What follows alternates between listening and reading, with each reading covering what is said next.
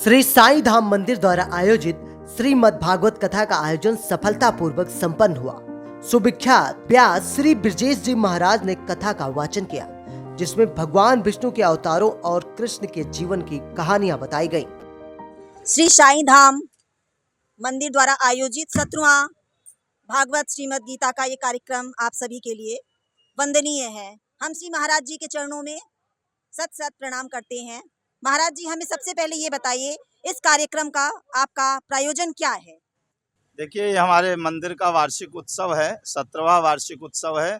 इसके उपलक्ष्य में यहाँ पर जो है 17 वर्षों से श्रीमद् भागवत कथा एवं श्री राम कथा का आयोजन फरवरी में होता है और इसका मुख्य उद्देश्य यही है कि जन जन में धर्म का प्रचार करना और आज का जो समाज आधुनिकता की ओर भाग रहा है उसको आध्यात्म से जोड़ना, युवा पीढ़ी को आध्यात्म से जोड़कर धर्म के मार्ग पर लेकर चलना, यही हमारा उद्देश्य है। जी महाराज जी, और आप इस मंच के माध्यम से हमारे युवाओं को, जो कि आजकल केवल मीडिया जगत से और बॉलीवुड से प्रेरित होकर हमारी संस्कृति को भूलते चले जा रहे हैं, उन युवा का जगत के लिए आप क्या संदेश देकर जाना चाहेंगे?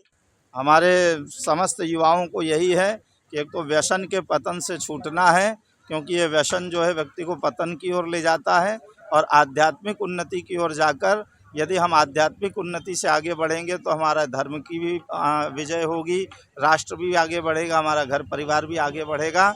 इसीलिए व्यसन को छोड़कर महाराज सनातन धर्म की शरण में आएँ और अपने धर्म के मार्ग पर आगे बढ़ें। आज समाज में बड़ी विकृति आ रही है, चारों तरफ नशा फैला हुआ है, चारों तरफ मिलावट फैली हुई है। इसलिए इन सब से बचने का मात्र एक उपाय है कि आध्यात्म के मार्ग पर व्यक्ति चलकर समाज की, राष्ट्र की और अपने परिवार के हित के लिए कार्य करें। महाराज जी, आप 17 वर्षों से हम लोगों को अपने मुखारविंद से कथा का प्रवचन करते आ रहे हैं। हमें कुछ एक संदेश देखिए, कानपुर की नगरी इतनी पवित्र नगरी है, यहाँ पर जितने भी भक्त हैं, वास्तव में 17 वर्षों से यहाँ पर कथा करने हम आ रहे हैं तो अब ऐसा लगता है कि हम अपने परिवार में, अपने घर में ही आ रहे हैं। और ये जो जूही गौशाला पार्क है महाराज, यहाँ तो ये साक्षात जैसे वृंदावन ही बन गया है। यहाँ जब भागवत कथा होती है तो यही अनुभूति होती है कि हम लोग कानपुर में नहीं, हम लोग वृंदावन में बैठकर कथा सुना रहे हैं।